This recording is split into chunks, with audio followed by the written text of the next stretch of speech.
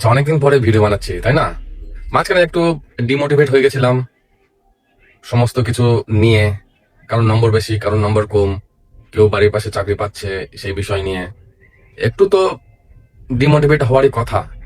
অতটা তো উইল পাওয়ার নেই যে সবকিছু ছেড়ে ছুড়ে দিয়ে কোনো ব্যাপার না, আনন্দ ফুর্তি করতে চলে যাব, এরকম না। ঘাড়ে অনেক চাপ, মাথায় অনেক চাপ, অনেক দায়িত্ব। তো সেগুলো পালন করতে করতে করতে হয়ে যাচ্ছে, ক্লান্ত হয়ে যাচ্ছি।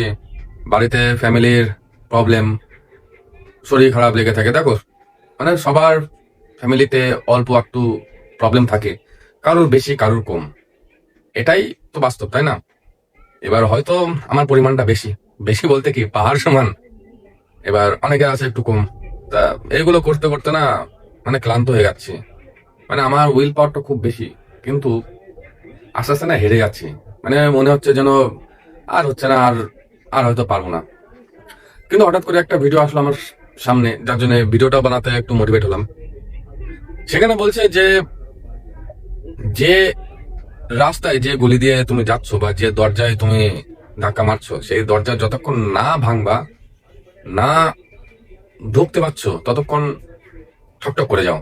দেখবা একবার না একবার সে রাস্তা বা সেই গলি বা সেই দরজা তোমার জন্য খুলবেই। আমি আবারও বলছি, প্রত্যেক ভিডিওতে বলি, আমি কোনো জ্ঞানদাতা, আমি কোনো মোটিভেশনাল স্পিকার নই।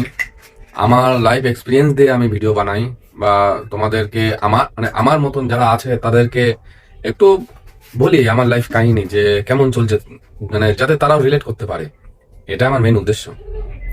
আজকে সরস্বতী পুজো, প্রত্যেককে তার জন্য শুভেচ্ছা রইল। প্রত্যেকে আশা করি ভালো করে কাটিয়েছো দিনটা, মায়ের কাছে অনেক কিছু চেয়েছো। যারা অনেক ভালো রেজাল্ট করেছো তাদের জন্য তো বেস্ট অফ লাক। যারা কেপিতে ভালো রেজাল্ট করবা তাদের জন্য আপকামিং আগের থেকে বেস্ট অফ লাক।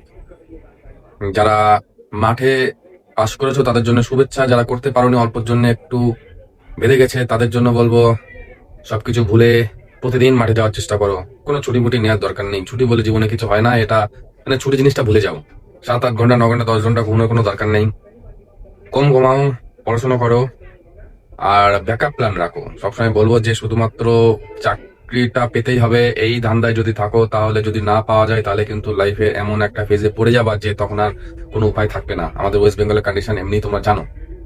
তো এইটা আমি বলবো যে লাইফে ব্যাকআপ প্ল্যান রাখো। ব্যাকআপ বলতে অন্য কোনো কাজ, বা মানে অন্য কোনো কাজ তুমি করতে পারবা।